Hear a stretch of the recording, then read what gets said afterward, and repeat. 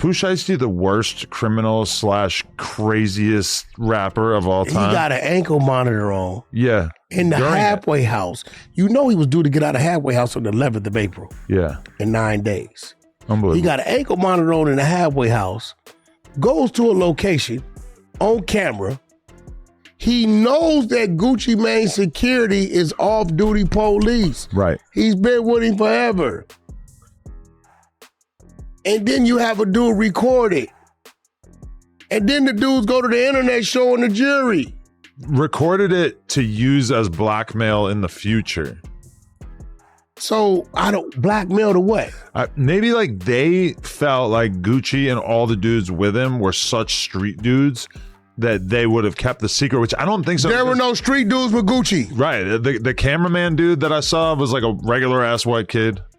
His best friend, regular dude, off-duty cop. Pushy, the worst criminal / craziest rapper of all time. He got an ankle monitor on. Yeah, in the halfway house. You know, he was due to get out of halfway house on the 11th of April. Yeah, in 9 days. Unbelievable. He got an ankle monitor on in the halfway house. Goes to the location on camera.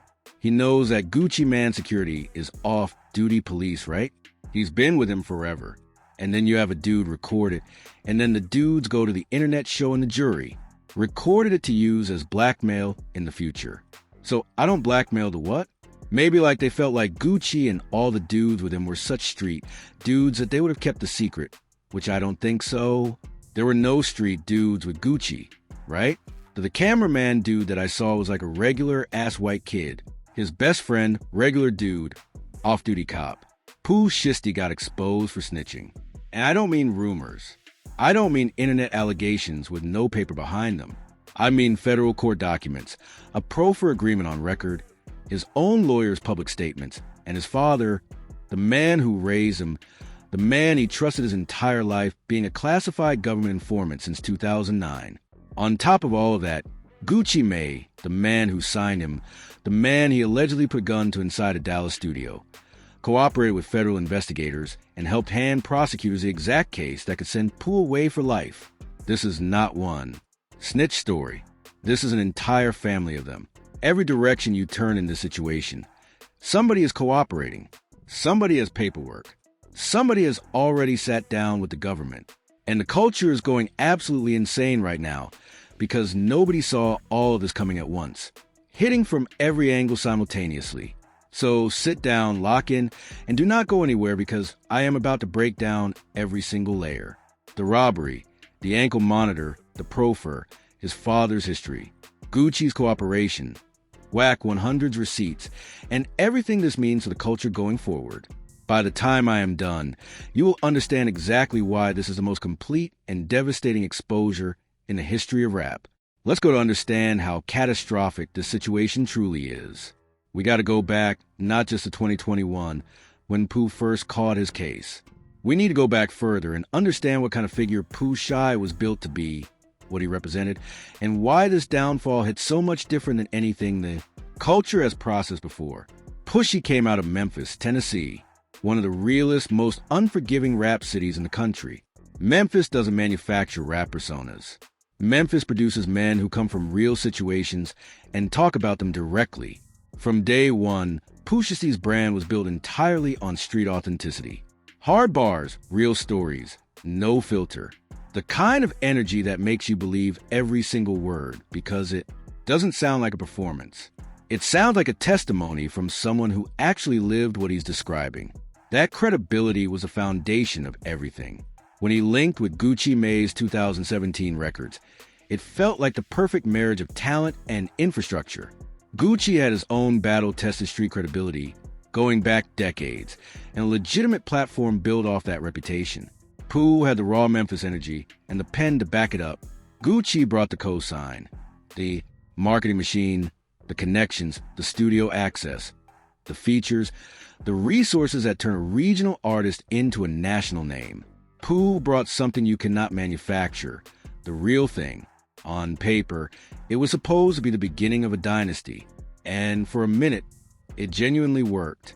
Pooh was on a trajectory that felt inevitable, real momentum, The kind of cultural buzz that no label can buy.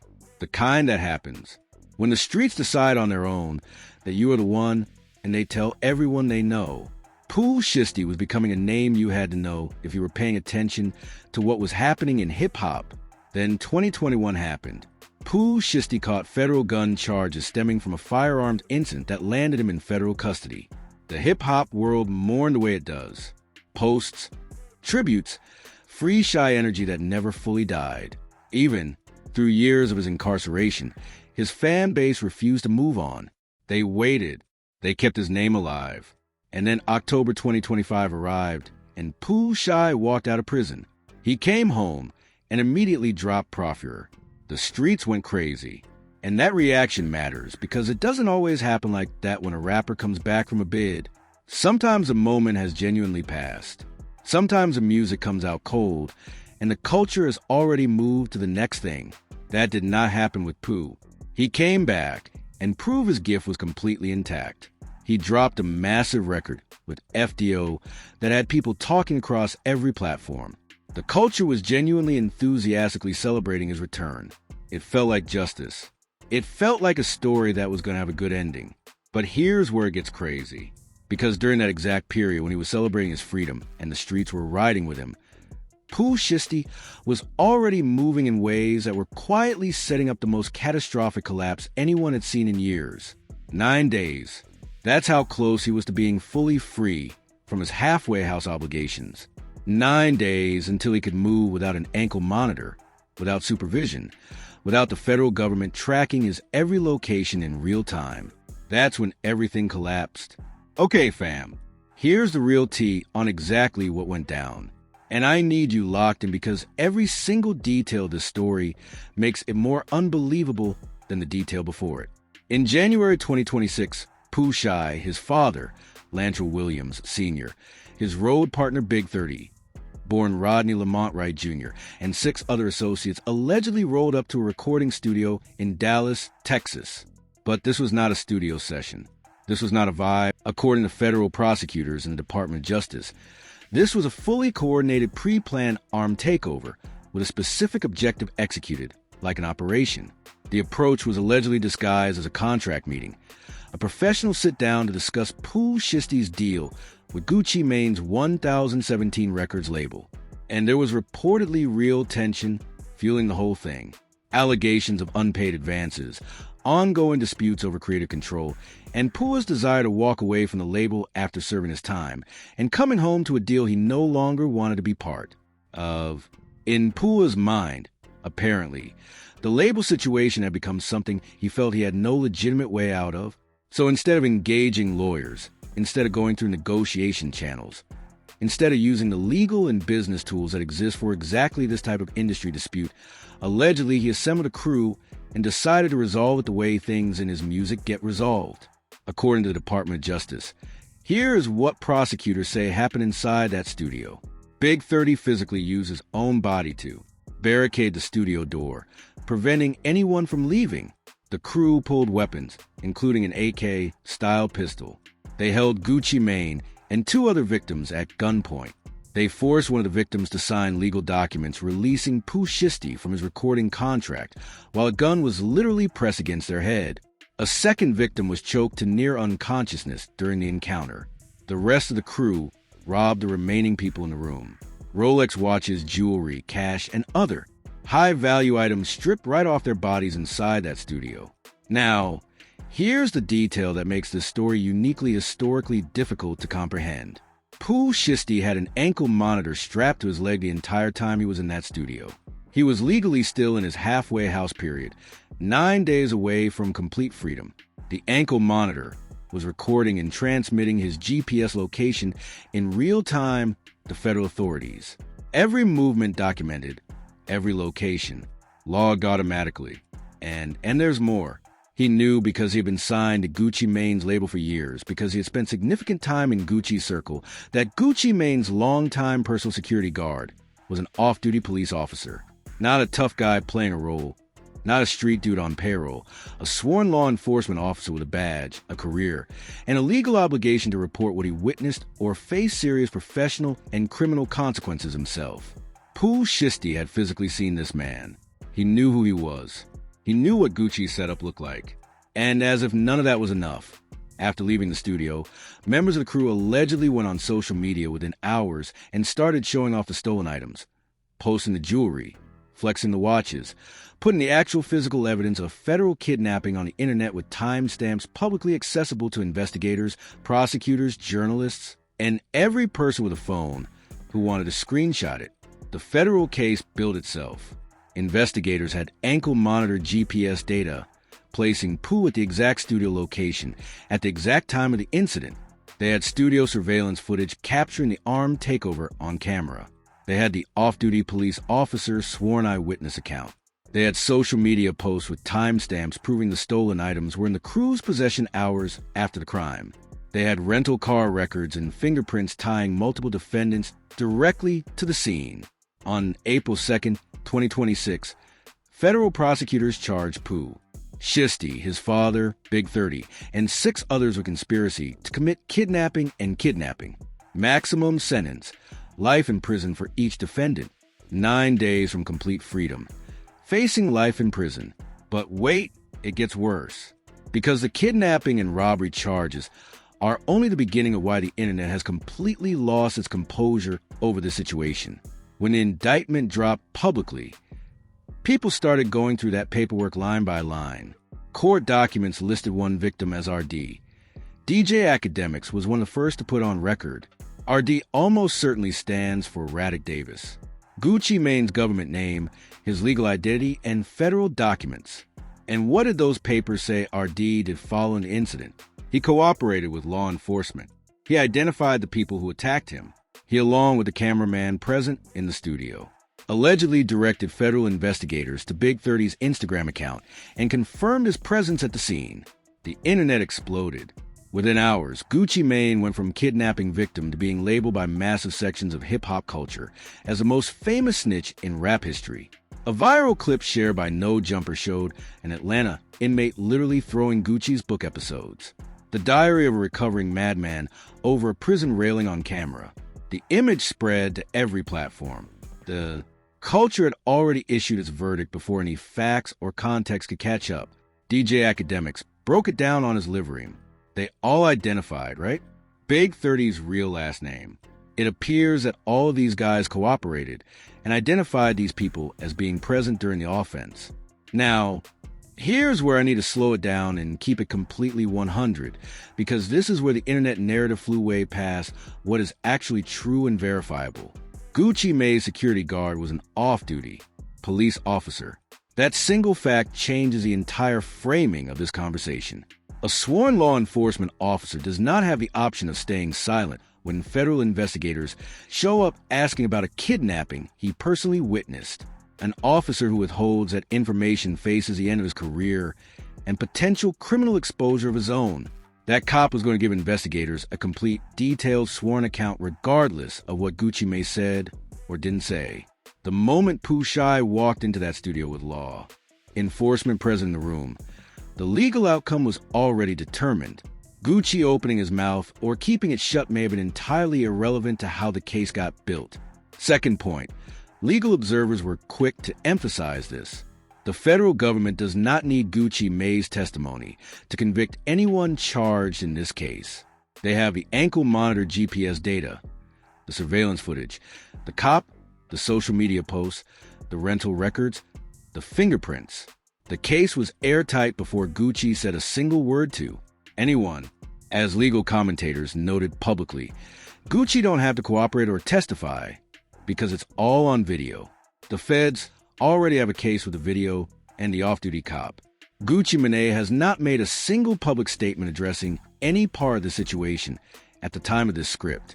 No comment on the robbery, no response to the snitch allegations, complete silence. His attorneys almost certainly told him to say nothing.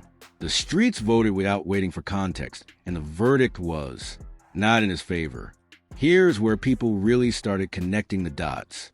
And some of these dots stretch back nearly 2 decades. Enter Whack 100. Love him or not, the man has made a career out of pulling receipts. After Pooh Shiesty's arrest made headlines across every platform, Wack got on a call with DJ Academics and dropped something the internet genuinely was not prepared for.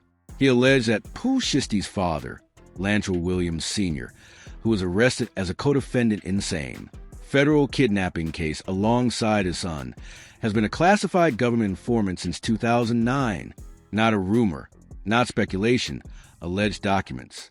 Wack forwarded what he claimed was official paperwork to Academics, showing that in 2009, the elder Williams entered a plea agreement on 5 counts that explicitly included provisions for providing ongoing information to government officials. The language in the alleged paperwork described his cooperation as continuing and anticipated his future assistance.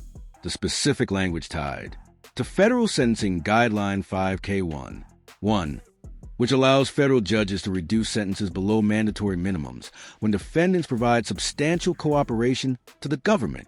Sit with that for a real moment. Pooh's father, the man who raised him, who he grew up trusting, who reportedly participated in the Dallas studio operation alongside him as a co-defendant. That man allegedly became a government informant when Pooh was approximately 8 or 9 years old. Pooh had no knowledge of this. How could he? This is not information fathers share with children. And now, while Pooh sits in federal custody, already staring down potential life sentence, he is finding out in real time that his father's history is being broadcast publicly to every corner of the internet simultaneously. As one commentator put directly on air, "You're already having the worst day of your life. Let's make it worse." But Wack 100's archive on the situation doesn't stop at the father. Back in 2022, when Pooh was first released and then reincarcerated on his original gun charges, Wack had already publicly accused Pooh himself of cooperating with the government during his 2021 firearms case. The allegation was that Pooh entered into a pro-for agreement, sat down with prosecutors, laid out the facts of his case, including the roles of his co-defendants, and that cooperation contributed to him receiving a significantly reduced sentence relative to what the charges could have carried. Pooh's attorney, Bradford Cohen, came out swinging in response. He called the allegations idiotic and stated plainly, "Pooh Shiesty gave up no one. We never cooperated with the government whatsoever. Our defense was that we blamed the alleged victims. The victims were trying to rob Pooh and his crew, and that's why the guns came out." Pooh went on his Instagram stories and denied it personally. His mother publicly went at Wack. It became a drawn-out, very public dispute, with both sides claiming to have the truth. Then, in January 2026, just days after the Dallas studio incident, which the public did not yet know about, Pooh went on Instagram, held up official court documents from his original indictment directly to the camera, and said on the record, "We kept it G, we traumatized by this. Y'all better watch y'all mouth when y'all say a new name. Never told and never folded." He posted a public declaration of loyalty and silence while allegedly already being investigated by federal authorities for a kidnapping that had taken place days earlier. The timing of that post is something the internet has been sitting with ever since the arrest went public. The ripple effects of the situation spread into every corner of hip-hop almost immediately, and they are still spreading now. Gucci Mane's reputation took a serious blow regardless of legal nuance or factual context. That resurfaced anti-snitching clip, an old video of Gucci expressing his personal code, completely unrelated to the Pooh situation, got repackaged with new graphics, new captions, and went viral across every platform as though it was a direct statement about the specific case. It was not. It was years-old footage ripped from its original context and weaponized for engagement. But once it spread, it could not be walked back. The contrast between Gucci's stated code and the narrative that he cooperated with investigators created a cultural firestorm that moved far faster than any correction or clarification ever could. The image of that Atlanta inmate throwing Gucci's book over a prison railing became the defining visual of where public sentiment stood. Not a tweet, not a comment section, a physical act of rejection captured on video and broadcast everywhere. The symbolism was impossible to ignore. 21 Savage got pulled into the debate simply for publicly continuing to show love to Pooh Shiesty amid all of this, which opened a whole separate conversation about what loyalty means when federal kidnapping charges are involved, what you owe to someone the government is alleging did what Pooh is alleged to have done, and where the lines of ride or die actually sit in 2026. Big 30, The other half of what was genuinely one of the most exciting creative partnerships in Memphis rap is now a federal co-defendant facing life in prison alongside his partner and collaborator. That partnership, which had real potential to define a chapter of Memphis music the way few partnerships do, maybe permanently finished before it came anywhere close to realizing what it could have been. Pooh's father is in federal custody with his 2009 cooperation history, now fully public and permanently attached to the story. The family dimension of all of this is one of the most genuinely painful parts, because Pooh Shiesty built his entire brand on a specific code of loyalty and silence. And now the man who raised him is facing accusations that he violated that exact code before Pooh was old enough to even understand what cooperation with the government meant. And then there's the music itself. Prefer the comeback record, the one that had the streets genuinely excited about what Pooh Shiesty was going to become after his release, now sits as one of the most painfully ironic artistic documents in recent rap history. A record built entirely around the concept of not cooperating with the government, released by a man whose situation now involves cooperation allegations at every single level. His own original case, his father's documented history, and the victim he allegedly held at gunpoint, who then identified his crew, the federal investigators. Let's zoom all the way out, because there's a much larger conversation underneath all of this that matters far beyond Pooh Shiesty's individual situation. Think about what allegedly happened in that Dallas studio and what drove it. The theory most widely discussed is that Pooh felt completely trapped inside his 2017 deal, that after 4 years of incarceration, coming home to a label situation he no longer wanted, feeling like the contract he signed before he understood his own worth had become a permanent cage. He saw no legitimate exit. That feeling of being trapped with no way out is what allegedly led to everything that followed. And here's what needs to be said directly. That feeling is not unique to Pooh Shiesty. That experience, signing a deal as an unknown, becoming a known name, and then feeling like the terms you agreed to no longer reflect your actual value, is a structural problem that has existed in hip-hop for 30 straight years. Countless artists have lived it. It is documented extensively. It is a real and ongoing exploitation that the industry has never genuinely fixed. The difference always is what you do about it. You could have engaged lawyers and opened a buyout conversation. You could have used commercial success and Profer proved Pooh had real commercial power after his release to create genuine negotiating leverage. You could have delivered contracted work and walked away clean when the obligation was fulfilled. People have escaped bad deals before without catching federal kidnapping charges. Then there's the execution itself. A man who served 4 years in federal prison, who came home to a legitimate second chance with the culture fully behind him, who had an ankle monitor transmitting his GPS location in real time to the government, who knew that Gucci's personal security was law enforcement, who had 9 days, 9 literal days, until he was completely free. And he allegedly assembled a crew, walked into a studio, and held people at gunpoint. Then his crew posted the stolen goods on Instagram hours later. That is not the decision-making of someone in a desperate trap corner. That is the behavior of someone who genuinely believed consequences did not apply to them. And when someone believes they are above consequence, the federal government exists specifically to prove them wrong. Here's the real question the culture needs to sit with after everything that's come out. When does the code stop being a shield and start being a trap? The principle that says you never cooperate with law enforcement under any circumstances, even as a victim of a kidnapping, even with a gun pressed to your head. That code does not protect the people who follow it. It protects the people who prey on those. Followers knowing they will never talk. Pooshi's story is not just about one catastrophically bad decision. It's about what happens when extraordinary talent gets locked inside a value system that offers no legitimate survival path. It's about fathers and sons, about what gets inherited without knowledge or consent, about what a child carries forward from a parent's choices made before they were old enough to understand them. It's about a music industry that has exploited young artists from environments with no safety net for decades and rarely offers clean exits. And it's about how close a person can get to a genuinely different future before they make the decision that closes that door permanently.